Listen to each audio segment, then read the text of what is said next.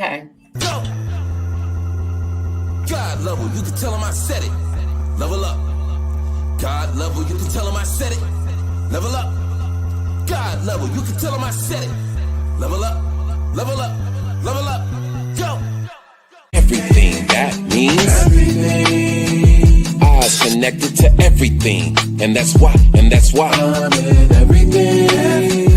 All eyes on me. All eyes on everything. That means everything. Eyes connected to everything.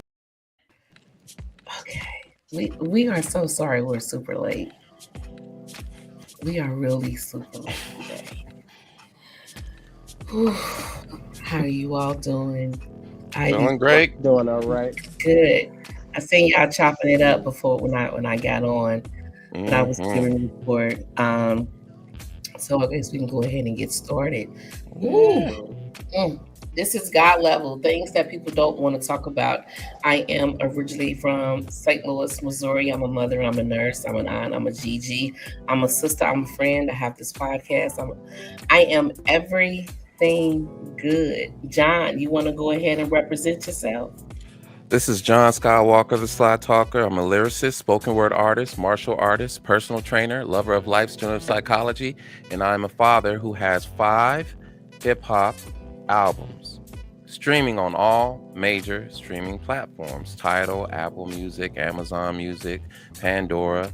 I'm out there. Search for John Skywalker. Search for John Skywalker if you want some conscious, positive, uplifting, motivating hip-hop.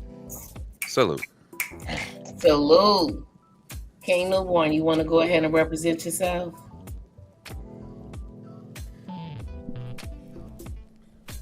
Peace. This King Newborn. You can follow me on all social media platforms at Newborn Everything. And as always, I am that I am of service to the community, family, and friends. And foremost to the podcast for the subscribers, the newcomers, and everything that is beautiful. Yeah. Okay. That's what's up. Sherman, you want to go ahead and represent yourself? Hi, I'm Sherman Vaughn, and like I always say, I'm not as decorated, and I love that. I mean, you're in a room that you're supposed to be in, and this is a good topic. Pull up your seat. We're going to check it in.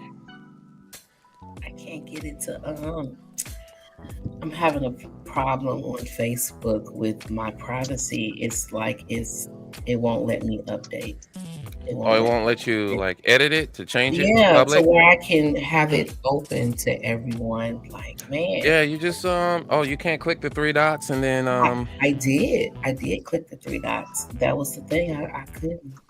It's not going to the next, moving to the next. Oh God, let me try it again. Because I just want to edit privacy. Yeah, it should say edit privacy when you're here. Well, we'll go ahead and get started while I work on my technical difficulties over here. Tonight's topic is, do you speak life into your children?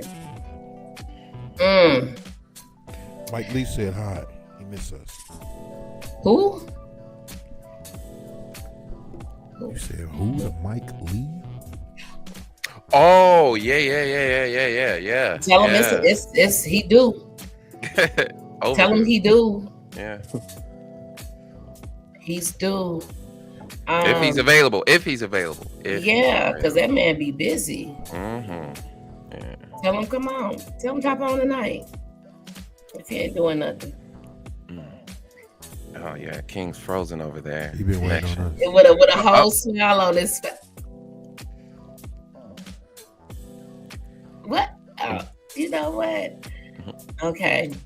I was in the store, gas station one day, and I seen the way this mother was talking to her son. And I mean, she called him everything but his name. And he's just looking like, you're destroying, and everyone around was looking at her, and she didn't care. She didn't care that she was calling him a dumb, a stupid, like that, and going completely off. And I thought to myself, When he gets old enough, he's out of there. Mm-hmm. If this is the type of if what she is doing now is what she's doing in the home day in and day out, he's not going to be around long. And that right there is, and I thought to myself, this is going to be his reason for not liking women. Look at his mother. Look at how his mother is talking to him, how his mother is treating him. So yeah, words are very powerful. When raising all of my children in the same household, I didn't allow for certain words to be said, like dumb. You can't use that in here. You would not use that even in a playful term to describe one another, because I didn't give birth to not a single dumb child. I'm sorry. This, speaking life into your children, that shit, excuse my language, should come naturally. You should be doing that. Well, hold on. Okay, so it's natural to a healthy-minded individual. Okay, that's natural, because you got to think like begets like. Okay, so someone who's healthy, right? So when we're looking at parents, a lot of the times we don't, really know the psychology behind the parent.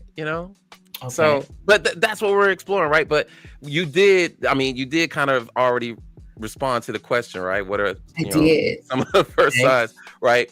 But you did just capture a moment, right? A moment in time, right? So we wouldn't summate her parenting from that one moment. We would just be like, okay, in that moment. But it would make you wonder, like, dang, I wonder how often she does that, right? That part. It would make you wonder about that, like, dang, all right, this is kind of abnormal. Like, all right, we know about parents going off, right? But there's reasons for that, right? There's stressors. It's okay to go off, but you're doing it right here in the gas station, in public. You're using degrading words like "you stupid motherfucker," "you dumb," and I'm like, this little boy is going to grow up to be a man one day, and you better hope he don't never get it in him till the next time you raise up on him, he raised back up on you, because you've been seeing that. Being hostile. Yes. That anger, watching his face, and every man in there looking at her like, really? You really got to talk to him like that? Yeah. Even the women, and I was so uncomfortable. I wanted to say something, but I didn't have my peace back then. I'm sorry.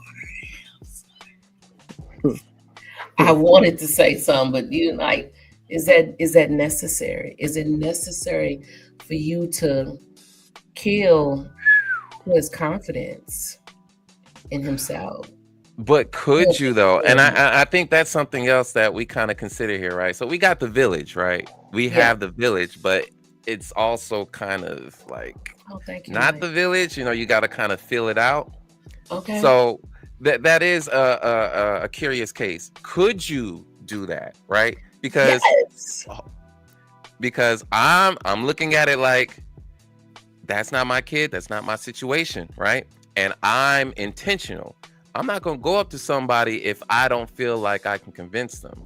The first thing I take into consideration is, this person don't know me, therefore there's no trust.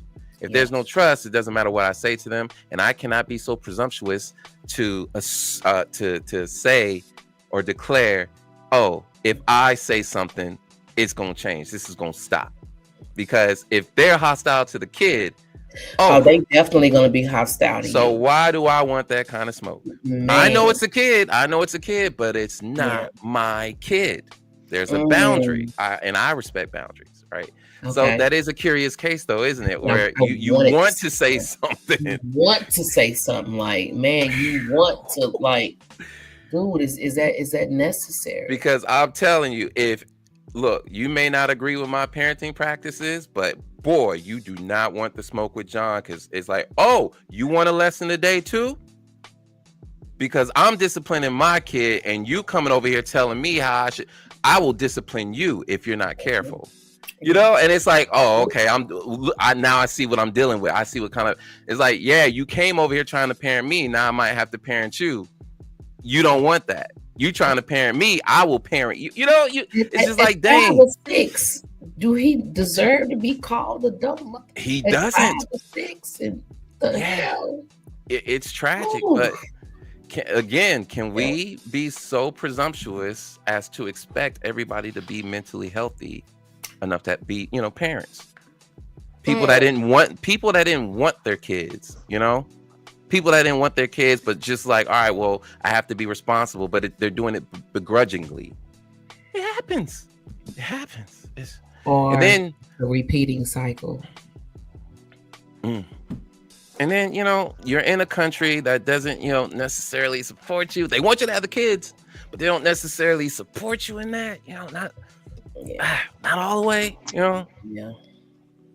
So, Kings, what y'all think? Some of the first signs you've seen in children that suggest they're not getting enough positive words or reinforcements from the adults in their lives. What y'all think? I'll step out. Well, hurt people. Hurt people. Because I've never seen a positive person or somebody that has a smile on their face give out any type of negative anything, from advice to just the words that come out their mouth. There you go. But misery loves company, and it's a lot of company. It's a lot of company, and a lot of people share that same sentiment. So hurt people is how I look at this. So if I see that, I mean, you can check, because children don't have filters. They don't know outwardly respect yet. You know what I'm saying? They wasn't quite taught that. You got to give a consequence. Some of those consequences, they're not there. So these are men that think anything. They can do whatever the hell they want to do, because that's an emotion, and you know that's how you be a man. But where I'm going with this is any negative connotations, any negative advice, or how you see a child acting out, you can tell it's something wrong. Definitely. Yeah, that's what I got. Definitely. King Newborn. Peace. This is a good question. I'm gonna step out, and I'm going to speak from the point of experience as a child, not as an adult. The reason why I say that, I think we tend to forget we were once children as well, in some cases.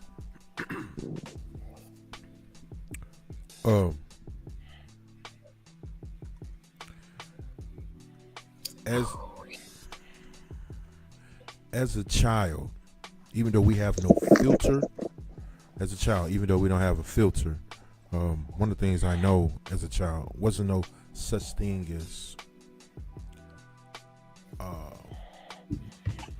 my truth, or I'm right, you're wrong, I'm right.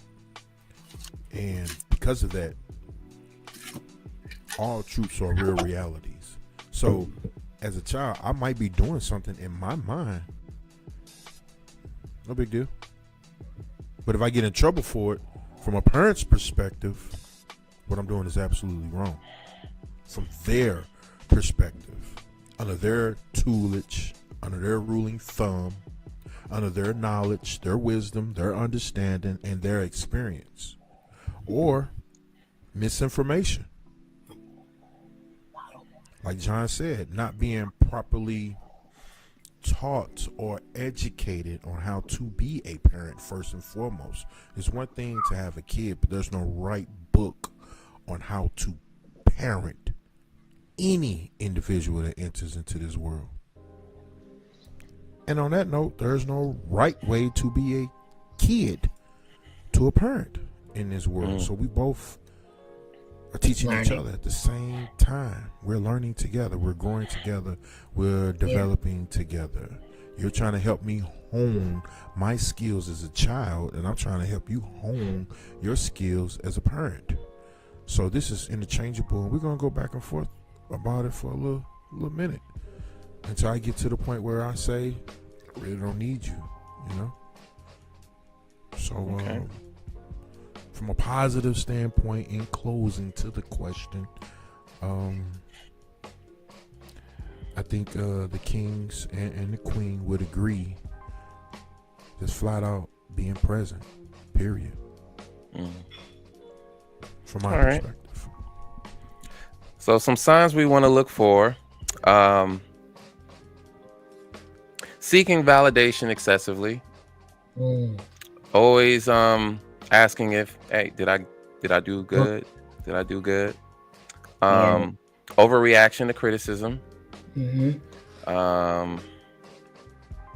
don't have a sense of initiative. You know, it's like they're always waiting for someone to tell them what to do. It's like they don't know what to do because they've been told that their ideas don't matter. So, and people pleasing, yeah. Negative self-talk. Always saying that, you know, I always mess up, I'm stupid. What else? And I think timidness is also kind of a sign. Lack of self-confidence. Yeah, a lack of self-confidence. You know, it's the kid that typically gets picked on. Yeah. All right. So why do you think some parents might not even realize that they're missing the chance to lift their children up with their words? They can't give what's not been given. Yep. And some parents are still children. Yeah.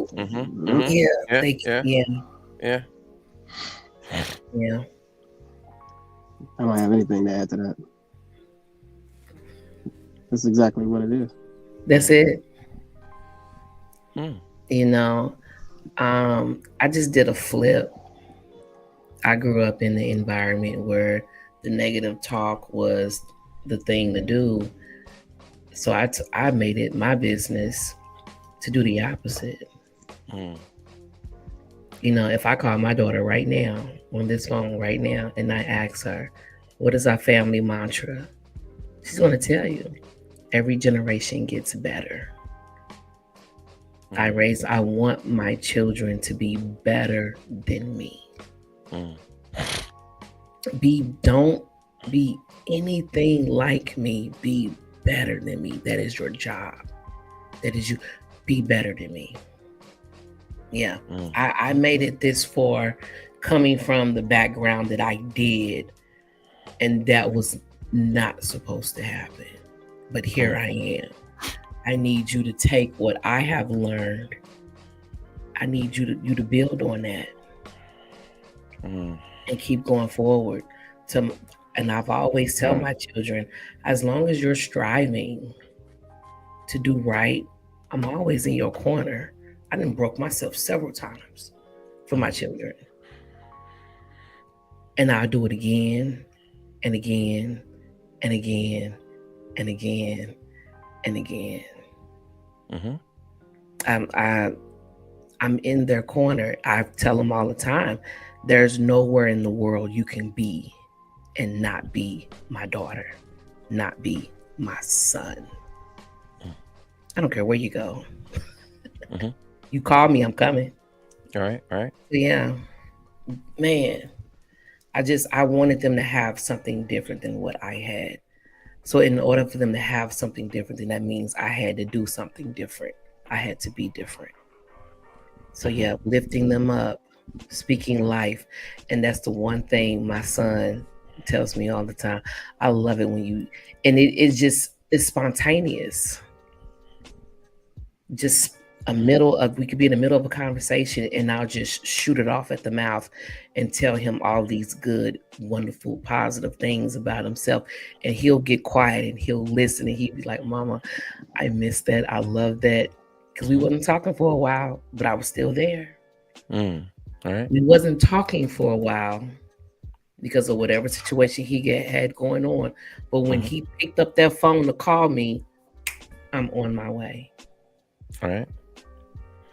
All right. So, Kings, why is it that some parents might not realize that they're missing the opportunity to do what she does? Well, I mean, it's really been said, and and I'm in total agreement. That is exactly how a mother is supposed to speak. That is exactly how a mother is supposed to speak. Speaking from my point of view, mine alone, and the things that I've learned, to be a man and stuff like that, we are necessary consequences. That's what we are. That's what we embody. And nobody really likes the boss. Nobody really likes the guy that makes the rules. But we'll be that necessary evil. Because in turn, the older you get, you start to listen more to that villain in your life. That's always been there. It's always been in your face. Always loved you. Is actually the hero. Because once you listen to the story, when you're really listening, when you finally get outside of yourself, when you're smart enough to know that you don't know some things, there you go. You got it. Check him out. What say you, King? The master. That's a good one. Yeah, there you go. The parents are blinded by their own unresolved past traumas. Oh, shit. Yeah, that hit hard. Yeah. There we go. Yeah. What say you, King? What say you?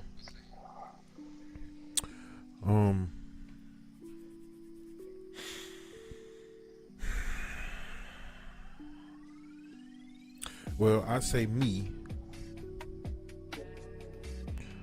Unfortunately, it was brought to my attention that I'm trying to raise my children as if they didn't have a father.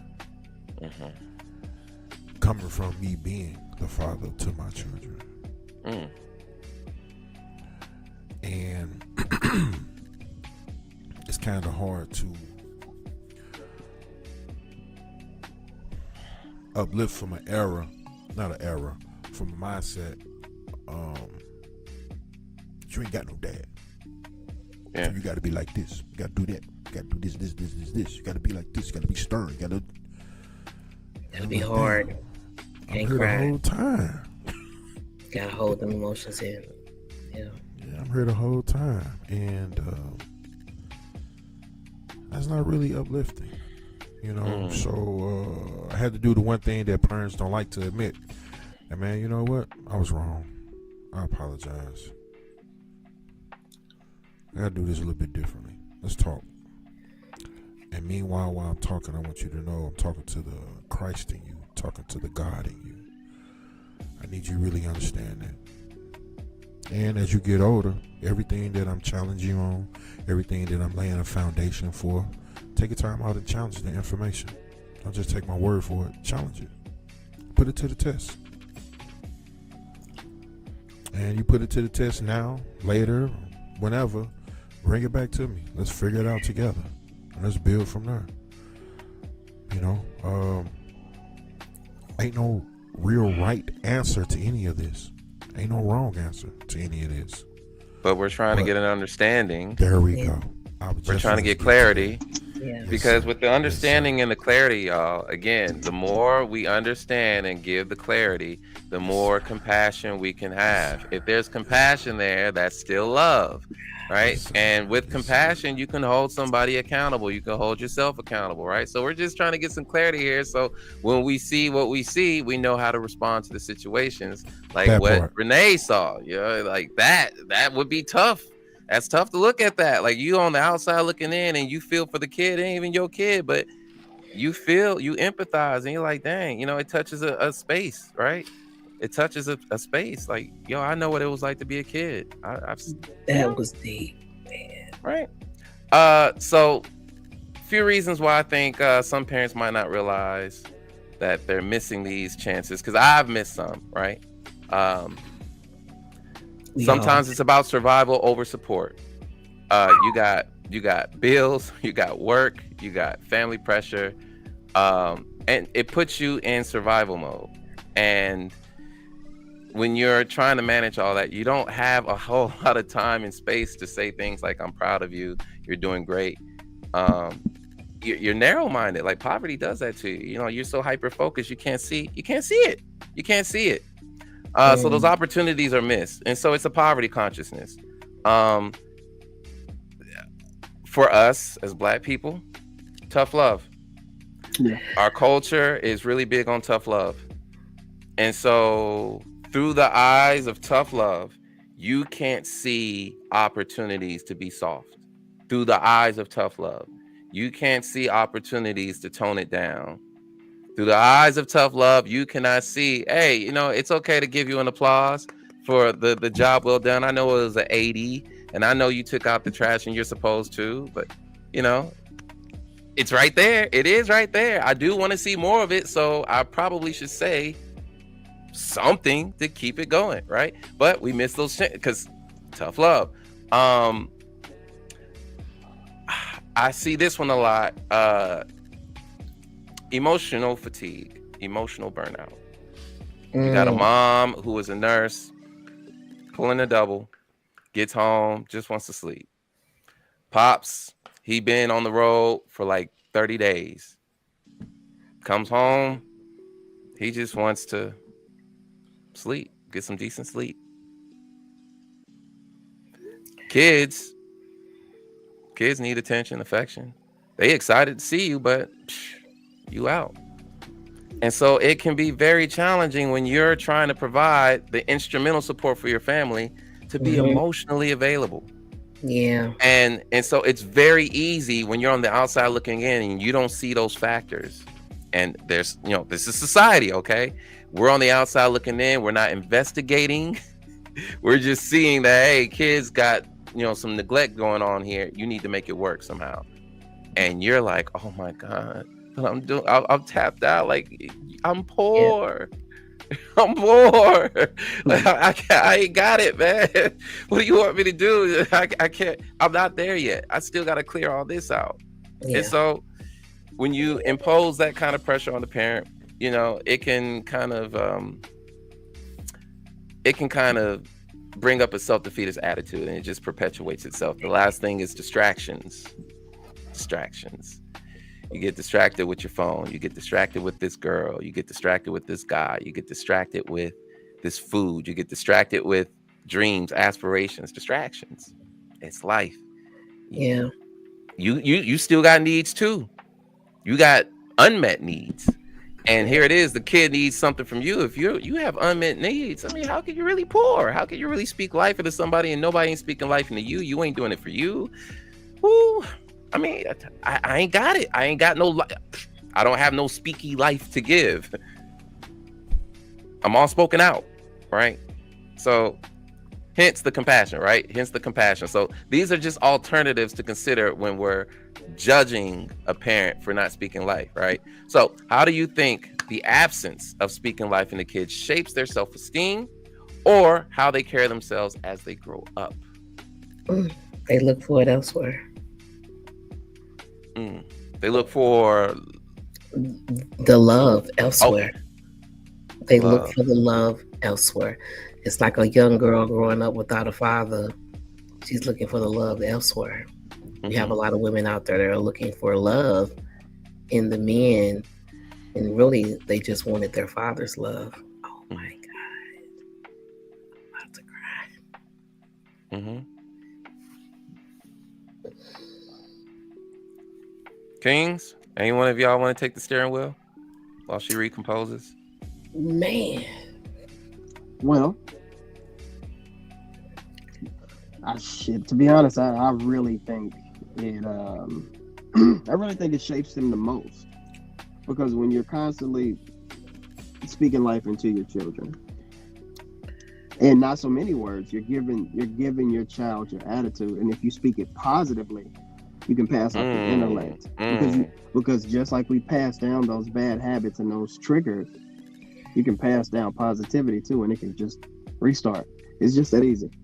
You Basically, just got to planting a new change the seed. mind. That's all. That's all. Yeah. Just plant a new seed Yeah. because you know yours was Plant a new right. seed. Yeah. You know yours didn't quite work, and it got you Yeah. to a Mm. place where you can Mhm. notice how to be a good person, but you had to fight, claw, and scratch her, as opposed to you planting that new seed. And nigga, I'm giving you the path right there. I'll watch you on your way. I'll watch you on Yep. your way Direct access. because I Yeah. know where Yeah. I know where you need to go. Just like you said, John. You know, you see him on that boat, and you see him about to hit them. He gonna hit them rocks, but that's a necessary evil. You're gonna let him hit them rocks. Then we're gonna come back, put our heads together, and say, where did we go wrong? We're gonna run the tape back. But in me running that tape back, I'm gonna still tell you, you did good. You tried. I see what you did here, but just audible here, Right. and you straight. It's open water. I'm just trying to keep you open water. That's all. Real quick, y'all. In my experience as a parent, it was really difficult, almost impossible to demonstrate something that was never demonstrated to me. As Right. King Newborn alluded to earlier, the child in me never experienced a proper parental response. The child in me, because it requires empathy.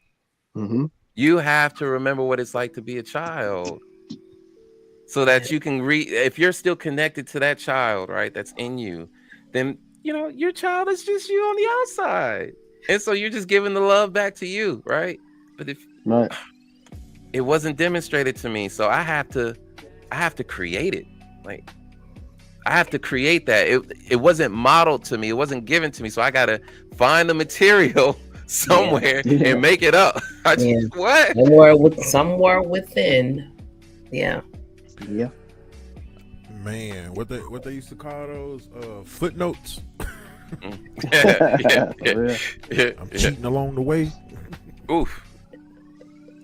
Oof. Yeah. Oh man, I didn't. Cheating along I the know way, it was trying to figure it out. Yeah. It's Mm. touching for me. I just sent a text to all three of my children. I love y'all. Mm. Just I don't know. I'm sorry.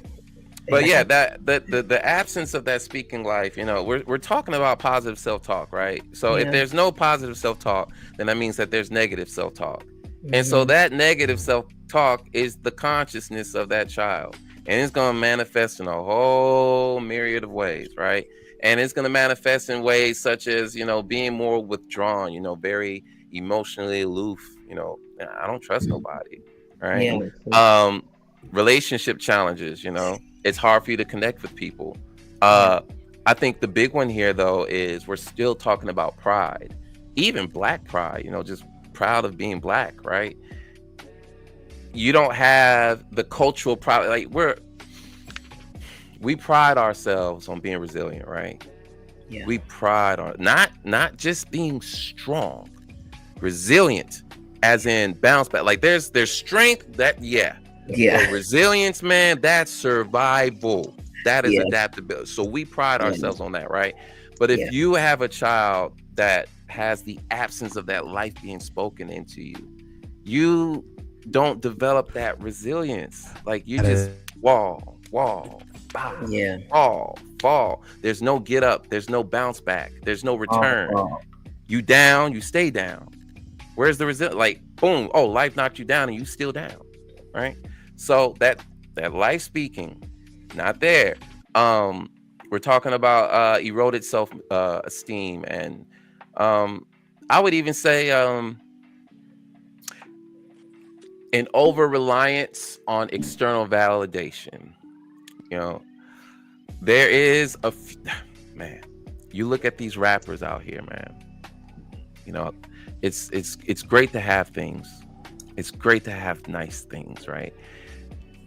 To kind of demonstrate, I came from a place where I didn't have it like this. Yeah. But you don't really evaluate critically why you even made that purchase, right? Mm. I bought this ice. I have this girl. I have this house. But I still feel empty. I still feel like I can't trust myself. I can't trust nobody. I still don't feel complete. But you got all these things to sort of define your value.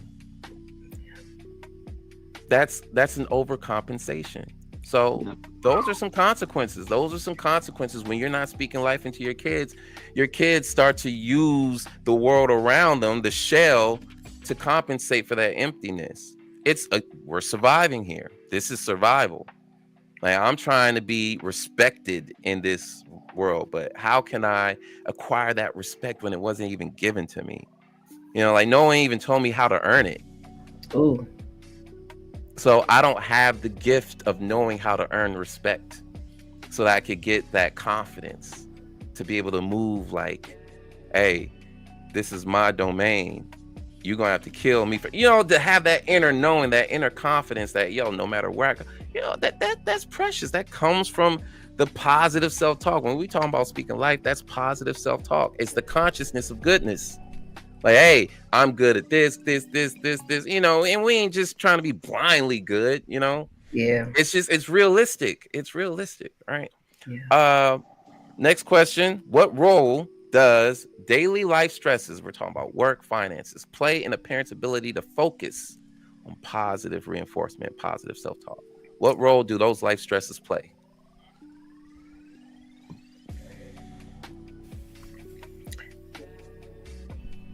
Daily life stresses. I'm a nurse, so I try not to bring what I have at work home.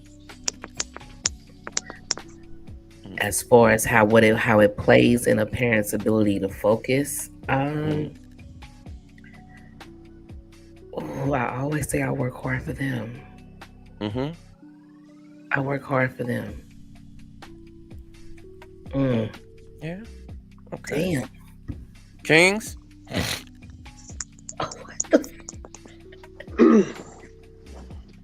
work hard for them. I really think it's important. I think it's honestly the most important to be able to step back and see the entire picture. I really think that's the most important thing in life, because when you're concentrating on work and our finances and stuff like that, that's a clouded judgment, because that's where our energy is supposed to go. That 9 to 5 is your creative juices. That will shape how you see the world if you're in the world enough. But if you're always in a facility, if you're always back at home, if you're always in a facility, if you're always in the club, then you're always back at home. What cycle is that? That's a cycle of destruction. But it's just distraction. Because you need that happiness coming from somewhere. So just to boil all that down, I think it's so important that you have the ability to step back and look at the bigger picture and see what's really going on in life and see what's really important, and then pass that down. Because it doesn't matter when you catch the bug. It doesn't matter when you quote unquote wake up. As soon as you do, pass it. Just as fast as you can. It don't matter the word. You just got to have somebody that's willing to listen. As soon as they're ready, shoot as hard as you can. So I'm going to bullseye piggyback off my brother Sherman. Love. First and foremost, peace and love. My brother, 1000% correct. And I would like to add,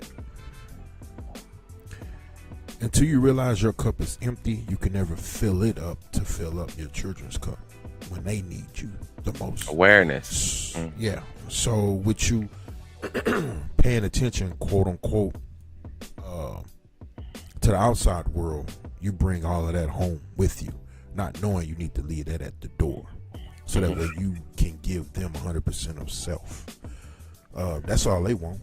They don't care about none of the other stuff. That's what you need to do as an adult. I don't care about none of that. I don't know nothing about none of that. I know about this world and these four corners. But you got to know how to manage all that. It seems now, like, because it's... I'm finna lead to that part. I know where you go. Okay. Yeah. How do you manage that, man? Because, I mean, bro... Man, y'all, in my view, I'm like, y'all are workaholics. Like I work, but to me, y'all are workaholics, man. So I need to hear it. I need to hear it, like quick fast. How? So there isn't a right or wrong way to even do that part, because you're still trying to fulfill, or let me say, edit the child in you to be the parent you need to be to your child. You're still trying to edit that. And some of us are still dealing with hurt, harm, anger, pain.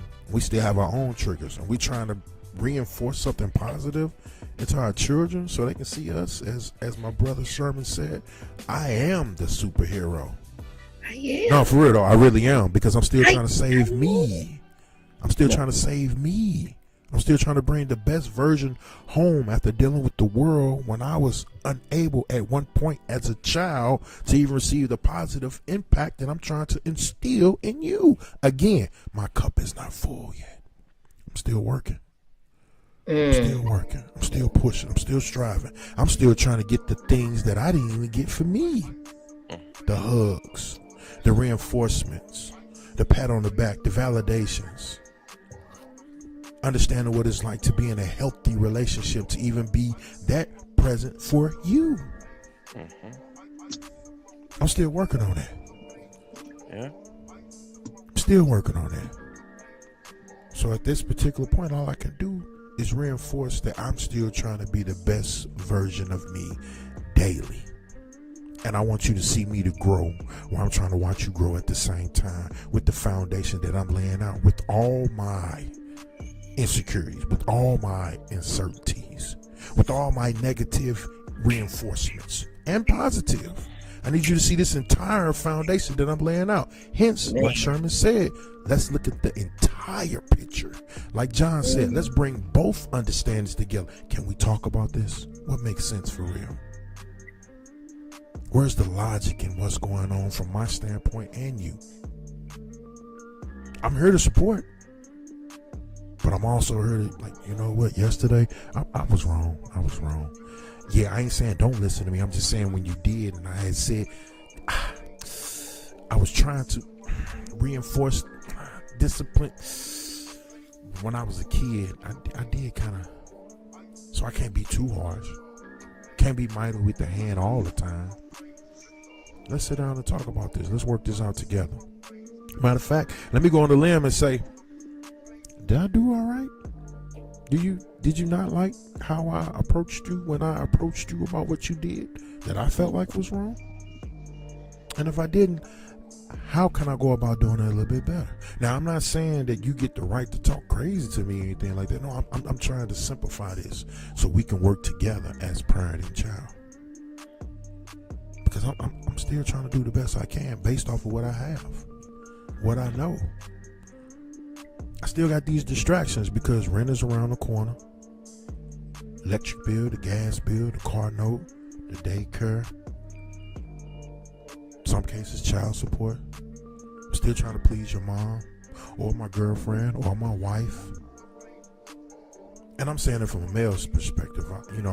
I think it will be somewhat the same thing from a woman's perspective. We all got different distractions that we try to build up off of and still try to be the guiding light in our children's eyes. Oh yeah. It's not an easy task. You really can't balance it out, but you're steady trying to fulfill what you didn't get as a child growing up yourself until you one day realize, hold the fuck up. I'm a whole entire parent. Like, no, for real. I'm a parent now. Yeah. I mean, I got to shift this. Wait a minute. What the fuck? How did I? No, it didn't happen overnight. We do get it done under pressure. You know what I ain't I'm gonna lie, I saying? get it done. Yeah, but in the midst of you getting it done under pressure, you kind of lose sight of who you are. And if the only way you can respond is under pressure, like what you teaching your children to do? I picked up my work ethic to some will probably be a bad habit. Can be looked at as a bad habit. And I always use that as an excuse to say I work hard so that you can be comfortable. So I loved coming home and watching them in the kitchen cooking, enjoying that Wi-Fi in their own rooms, in their own beds, in their own space. That was, this is it. Like seeing them comfortable and still being able to pour into them, even when I didn't have it.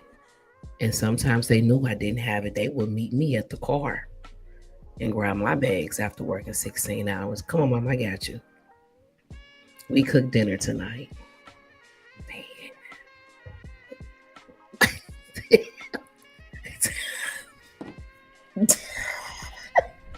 Okay. John is a slave driver. What? Yeah. All right. So, responding to the question regarding stress, I just want to remind everybody, right? We are in the flesh dealing with finite energies. We have finite energies. There is a limitation as to how much attention you have.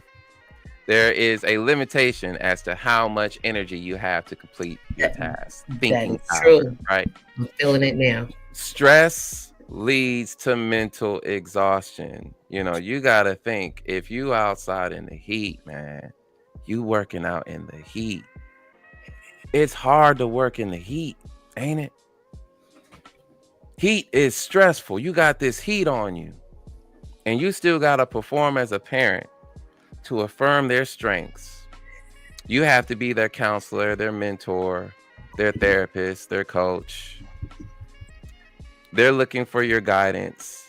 But the instruments that you're using to convey that energy, those ideas, being effective in your tone, word choice, that gets affected by the heat of stress.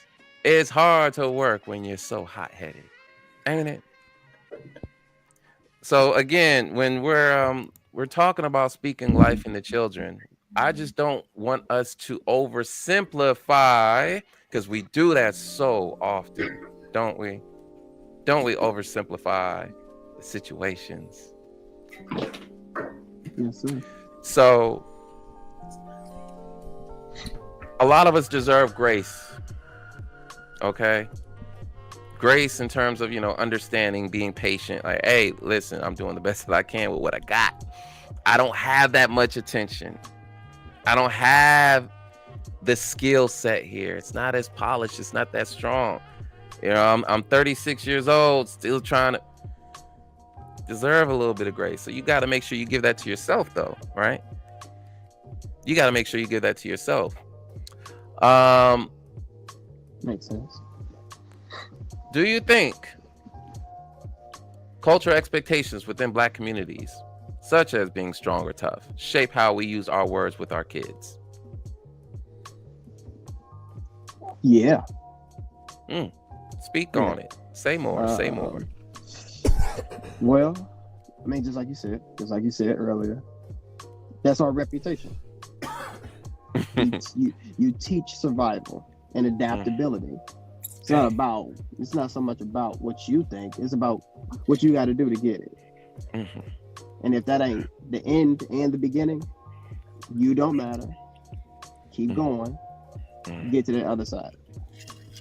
So you're teaching you have a this is gonna be a little hard, but you have a slave mentality teaching another what you're doing.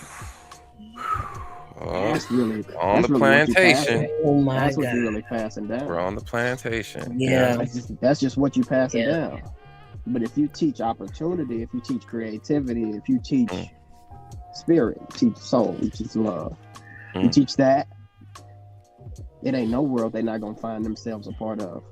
I like that. Because you have a creative juice, you have a person that you are, you have a purpose.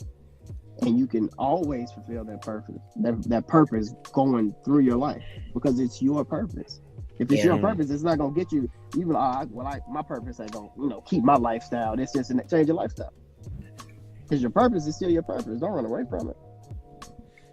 Your next energy gonna have to do it, and then next soil. You're gonna keep learning this lesson. Just pay attention. Please be aware. All right.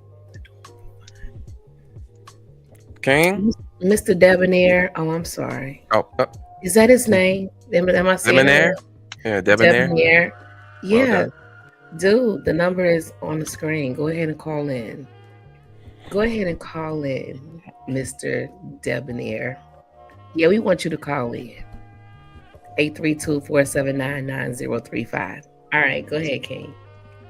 Do you think cultural expectations within the Black community shapes how we use our words with our kids?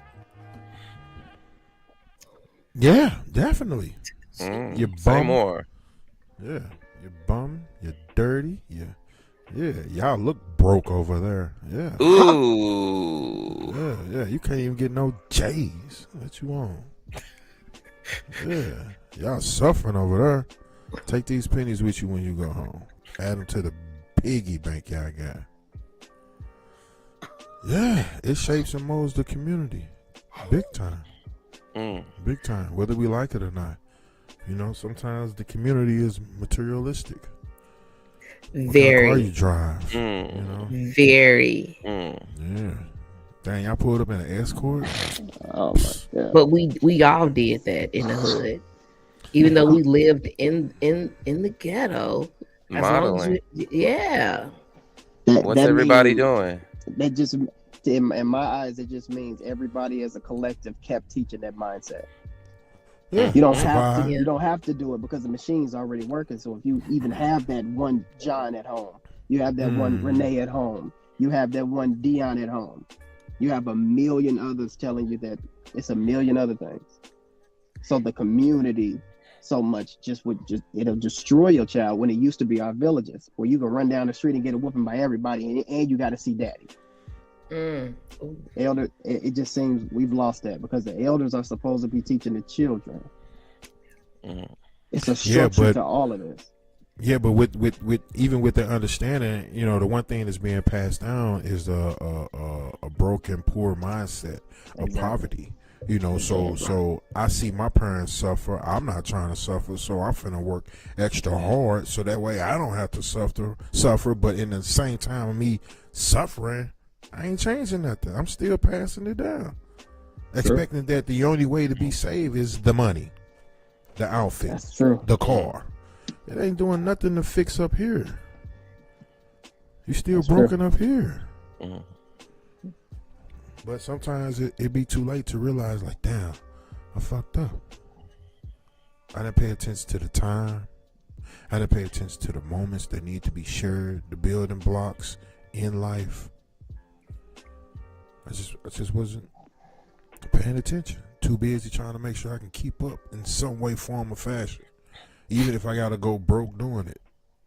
And you still fucked up. It ain't the clothes that's on you. It's the man and the woman in you. When do they show up? Clothes come and go. Once you punch your ticket on this train, you out of here. What you leaving behind? What's your legacy? What is your legacy? What will people remember about you? You can dress shit up real good. It's still shit. There you go. So with this whole tough love, you know, vibe that we got going on in our community, it bleeds into our verbal style, right? But it's not without reason. It's not without due cause. You know, our people grew up in oppression, right? Generations. And that tough love was supposed to be a form of protection for us, to prepare us for the harsh reality of the world that we're living in. And so you find yourself in the dilemma of, how do I prepare my kids for this?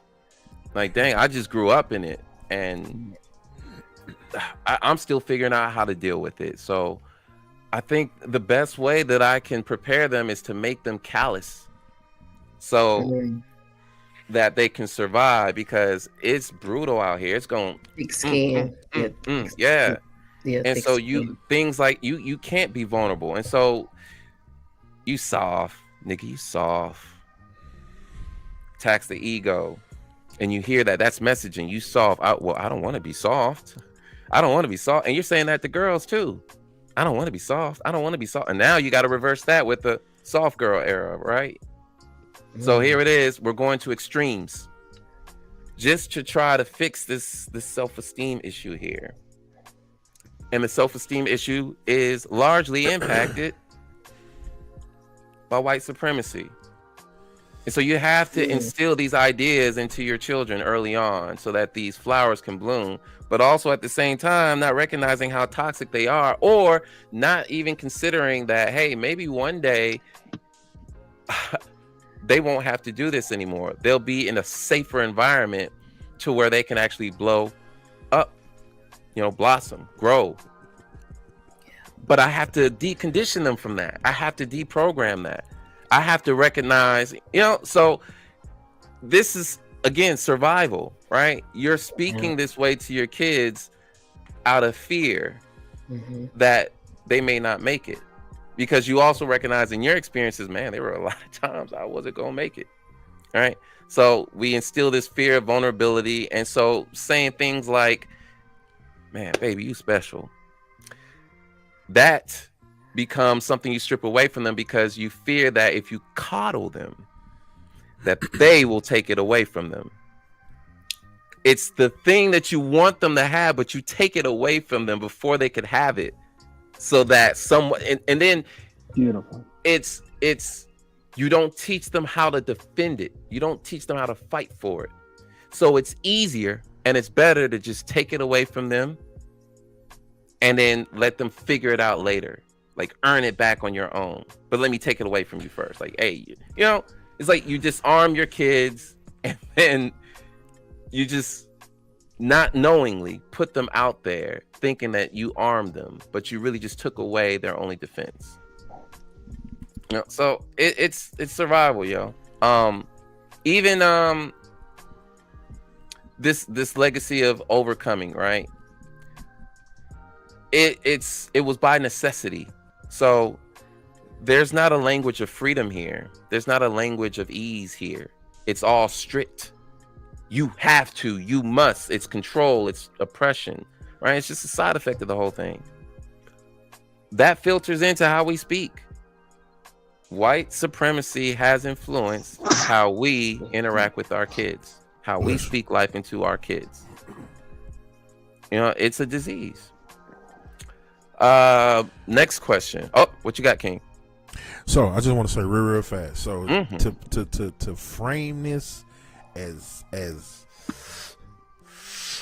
to frame it to where you really can understand the purpose of being a good parent to your children. Remember that there was a time before Atari was even invented, right? And that time before Atari, you was outside jumping rope or playing tag, freeze tag, or catch a girl, get a girl, or kickball. Now we have PlayStation 5, Grand Theft Auto. So at some point, some way, somehow, we have to upgrade our knowledge, our information, our excuse me, our wisdom and understanding on what it takes to parent a child in today's time, to prepare them for their future, not our future, their future. We got to upgrade our babies so that way they will be prepared for the future. Like if your child 5, you got to be almost thinking as they 10, because when they become 10, the information that is now is going to be outdated when they 7. You almost got to be you got to be thinking so far ahead of the curve. And that ain't easy, because we still have a mindset of where we are from our past experiences. True. Yeah. That's kind of hard, man. It's a lot of ignorance, right? Just not knowing. Just not knowing. I don't know better. I don't know better. Like, yeah, I've seen the Cosbys, you know, but Facts. I don't know. Like, I don't know about anybody there's nobody in my neighborhood that's doing, environment shapes that. Facts. I don't know anything else. This is all I know, dog. I and even to hit the flip side of that, just to hit the flip side of it, you can. I think you can. This is a thought.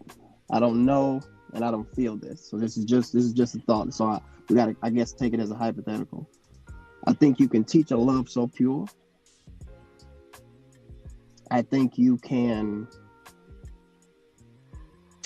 get them on the right track to just be open to information and to be open to the world, and they'll learn a lot just, being through that. And I think, of course, it comes with a lot of amenities. Like, I would say, get them into boxing, get them into something where they got to, be as a team, just to try to understand the world around you, but still teach baseline so pure that you can make it through any lifestyle. It doesn't matter the future. It just doesn't matter the future, because you have these things so instilled and they're so basic, just to be able to want to learn from somebody and to be able to hear somebody first. And of course, only believe in half of what you hear and none of what you see. So question everything in a healthy manner, just so you can assess the world clearly, as opposed to being in the jungle trying to assess the world. We're trying to give you a bird's eye view, just so you can see what's coming. It's still coming. We're just trying to be as much wind as we possibly can, so you can sail as far as you can, much further past my island, because you're going to be better than me. Teamwork. Make every dream work. Yeah, teamwork. How can parents address behavior? And this is going to be our last question for the evening. How can parents address behavior or mistakes without damaging a child's sense of self-worth? Be careful with your verbiage. Mm-hmm. Be careful with the words that you choose. Check your tone. Make sure you're not aggressive. Like, I used to be aggressive. I've toned it down, because then I started seeing my mother. What motivated you to tone it down? Seeing my mother in me. Oh, awareness. Yeah. Pay attention. Yeah, that's something my mother would have did. Emotional intelligence. So I had to pull all of that back. And when he said he had to, Newborn, going back to what King Newborn said, when he said he had to apologize, I did with all three of mine. All three of them. So I know what that feels like. I know what that takes. And for you to be genuine with it, you've never heard a parent apologizing to a child. No, that's what adults do when they're trying to change. They're trying to change some things. Yeah. Yeah. What they say, when the rubber meets the road, you realize, shit, I'm fucking up. Yeah. Yeah. And you're not even knowing that moment if it's really damaging or not until later. You don't know. Yes. Yeah. I had to apologize to my son. I had to apologize to my oldest daughter. Apologize to my baby girl. Each and every last one of them. Each and every last one of them. So yeah. I'm gonna spin on this. Oh, go ahead. No, go ahead. Spin. No, I was just saying. I just want to say, because John said this is the last question, so I just want to tap dance on this, super fast, super quick. Unfortunately, we don't use it enough. Like Skywalker and God Level said, your verbiage, your dialogue, your language. Yeah. What language, what dialogue, what verbiage are you using to not only communicate, but to say it in an effective manner to where it can be comprehended? What are you doing? What are you saying? How does that look? Yeah. And if you're not taking the time to be of service to yourself, or how you would want things to be relayed to you, how you gonna relay them to your children? That part. You really got to tap into that. And that's not saying you.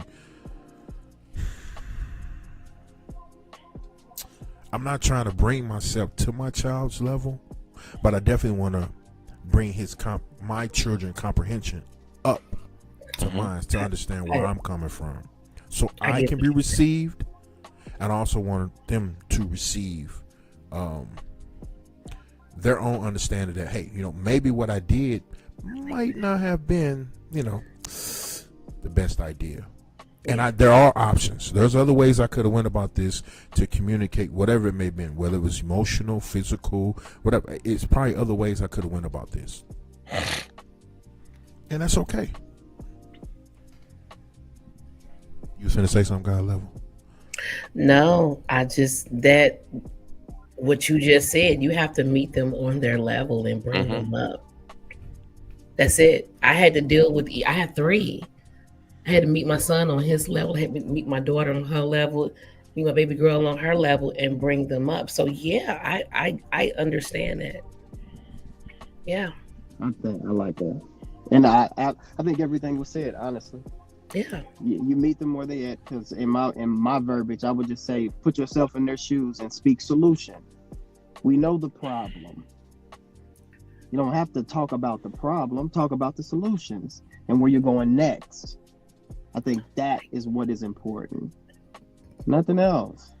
It's very easy to understand. You're trying to help and lead somebody. Yeah. And if you keep respect and love first in your heart, there's no way your words will come out malicious. Because both of those equal compassion. That's what that is. Yeah, don't beat them over the head with what they did wrong or whatever the mistake was. We know 2 + 2. We know that. You messed up. That's cool. That's fine. Get to 4. It's cool. Exactly. And now how we moving forward? What do we learn from this situation? Okay, there we go. Teachable moments. Yeah. What do we when learn? I was your age, I messed up like this. Give Yeah. them an example, something to bounce it off of. Just straight knowledge. There we go. Give them a wall to bounce it off of. Yes. Of course, with a necessary consequence, because that's how I look at men. That's what we are. So when you mess up, we gonna get you. We gonna bump you over the head a little bit. Hey, relax. If need be. But most of the time, your words can reach a person's heart quicker than your hand can. Speak right.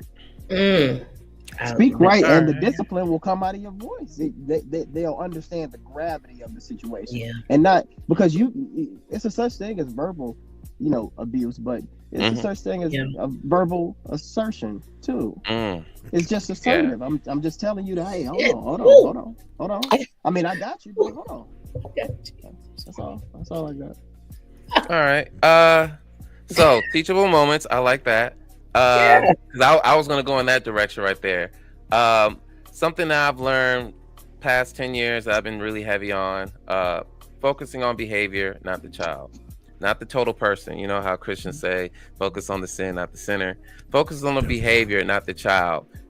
And it's so easy. It is so easy to see a behavior because it's it might be a pattern. And you summarize the entire child based on that one pattern right there. Right. And you forget that, this is, an amalgamation of different desires, patterns, rhythms, right? But you see this, and this is what you focus on because it irritates your soul, and you might be very deeply entrenched in your emotions. So, remember that they are not what they do, okay? You don't have to... sometimes they don't behave this way for this specific thing. And so asking questions, right? Like actually ask questions and be concerned, like genuinely concerned. Like, instead of me trying to control you, how can I motivate you? And I think the reason why is because we don't know how to motivate. We haven't been motivated before. Right? You get motivated by parents, you get motivated by coaches, you get motivated by teachers. If you don't have that authority figure modeling that motivation, where do you get the technology to do that with a child? Unless you see it on TV. And I mean, we as a culture, we got TV. We can model behaviors on TV. We do it. The Wayans brothers, Living Color. You know, we got our TV shows, all right? All right, so daddy mode here. Teach through questions. Oh, I just finna say that. Yeah. I'm big on why. So yeah. Why did explain that to me. Run that back. I don't want you to always come to me, right? I want you to think for yourself. You want your child to be man, I just read this today in our critical thinking book, me and the wife, right? Critical thinking increases your sense of independence. You know why? Because you can think your own thoughts. You can assess, evaluate, dissect data, and make your own conclusions. And then you can verify that with your friends. But I mean, what if you're in a circle of friends that don't have it as good as you? So then it's like, all right, well, shoot, I mean, can't nobody think this sharp. And in fact, they come to me for advice because I think so sharp. That's what's up. And so you get respected, right? So that boosts the child's self-esteem, yo. Yeah. That boosts the child's self-esteem. So teaching them critical thinking skills by posing questions and letting them think. Let them work for that shit. Let them work for the answer, right? That, again, this is Daddy John here. This is Father John, okay? I love that shit. I love that. Like, oh, shoot, I get to be a teacher. Woo! Okay, so what did you learn here? Let's break it down. And we going to work. And then at the end of it, it's just, they light up because it's like, wow, yeah, it's dope, ain't it? Yeah. It's dope, ain't it? It feel good, don't it? Keep going. Right. Yeah, so that's how Mr. Debonair, that's how I taught my son how to navigate the bullshit in the Army. Critical thinking. And mind you, it's a practice. It ain't once you got it, you got it. It's a practice, right? So we got to be clear on that. Go ahead, King, before I continue. Go ahead.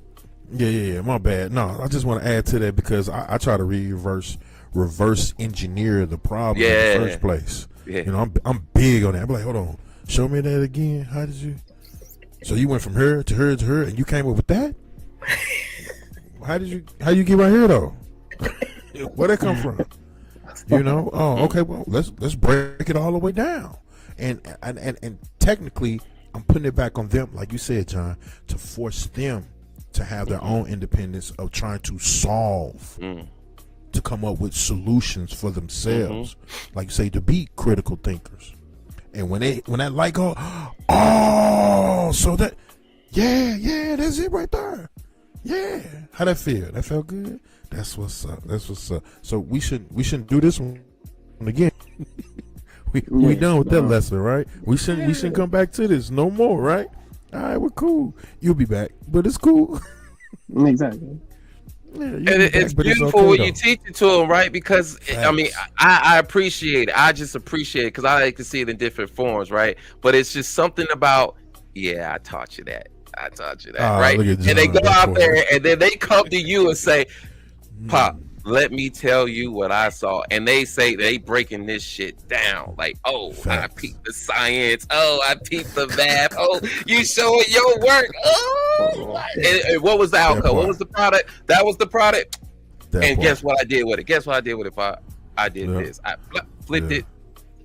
And it's like, word, high five, right? And all you're doing is what you've been doing since they were kids. And it has to start early, right? But some people get it later in life. Some people never get it, right? Yeah. I mean, it is what it is. We're just dealing with what we got. So, another one, effort. Oh my gosh. Acknowledge effort before you start correcting. Whew, that one is so hard, right? Because you see the mistake. And it's just it's so loud, it's just screaming at you. It's right there. You got to be like, hold on, chill. Listen, I saw what you was trying to do, okay? I saw. But man, give me a moment. Because that mistake is, you got to acknowledge the effort, man. Because their self-esteem is on it. Like, just imagine you fucked up. And your parent overreacts. You as the parent know that mistakes happen in life. You've been making them all your life. Still making them. And you being the hypocrite here, and so this is why your kids don't respect you, because they looking at you making mistakes and not saying shit. So you're not even modeling the behavior. You want them to respect you, but you ain't So you gotta show your work, right? You gotta show your work as parents.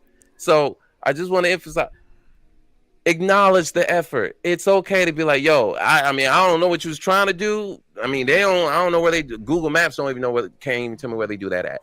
But you did something. Here were some successes, but let's adjust this a little bit, man. And just keeping in the forefront of your mind, yo, they still learning. I'm still learning, right? Compassion. All this is compassion and consideration. That's all this is, guys. Is compassion and consideration. And I think the last one, I love this one. We just did this one. Celebrate the lessons. Celebrate them. Life is a school. I teach that to my kids all the time. It's a school. And if you look at it from that perspective, you're looking at everything as what am I supposed to learn here? I'm teaching them that now because I learned that as I was growing up. It's just what am I supposed to learn here? What am I supposed to? Okay, so I'm a student forever. That's why I say I'm a student of life. I'm learning. I'm always learning. And if you're an avid learner, that makes you successful because you're always learning. You're always growing. Yeah. You're always expanding. You're always stretching. You always got something. You're interesting. And the kids are going to feel that. That's the light right there. You learning and you putting it out there, right? So celebrate the lessons. When you learn it, Renee, didn't we celebrate some lessons? Oh, yeah. Didn't it feel good? Yeah. It felt good, right? It did. We're giving that to our kids, yo. You know, my baby girl got her first breakup, and I was like, but then it was like, you know what though? This was very successful. I did not want I was hoping you wasn't gonna learn this lesson until later. But it's here. Ain't shit I can do about it. So you know what? It's here. Yeah. So as parents, don't try to overplan this shit. Okay? Deal with the now. It's hard. I know you're in survival mode. Okay? And you're trying to heal. That's the larger part of this. Is a lot of us are parenting from unhealed places. So it's hard to speak life into your kids when you're not feeling alive inside yourself. I gotta piggyback off that. Okay, real quick then. I'm gonna say this real fast because I know Sherman's gonna go hard. So I'm just gonna say this much. Please, all parents, anybody that's watching this, truly try your best to understand. You are not your child. This is their own experience. They have to experience through their lenses. Yeah. You can do all the writing or imprinting that you want from yourself onto them. It's still their experience. That's all. I'm good. Yeah. I'll make mine quick. Sure. I'll make mine quick. I just what I'm learning in that, and I gotta bring it to you because I'm learning too. It was it's beautiful how, because this is how I see it in my mind. I'm a little strange. I got my own process and stuff like that. I don't see things quite like everybody else, but whatever. I think that's the beauty of it. You're a personal checklist for your child, and it's constantly running. But the person they want to show it to the most, the person they want to bring that bone back to, the person they want to show so much work. Look what I did. Yeah. It's to the checklist, and it's a privilege to be that checklist. Yeah. Because that checklist is necessary rules. This is where you hold your good and evil. This is where you have your thought process. This is where you're getting your problem solving from. And I'm learning from a person that is trying to excel and be better, not just for themselves, but for everybody around them. And I'm learning that. And I get to bring it back to my checklist. A lot of parents turn their back and they don't even want to show you the questions. That's because they didn't fix it yet. And that's okay. That's okay. Shame, that's where you are on your journey. Shout out Miss Tanner. Tanner, I'm gonna do it for you. Sherman. Bars. Yeah. Yeah. Bars. I could have seen that paper fly up like this. Yeah. She was here in spirit. So Okay. Yeah. I just to conclude that I agree with what everybody on this panel said. I really hope you heard us, and I really hope we helped.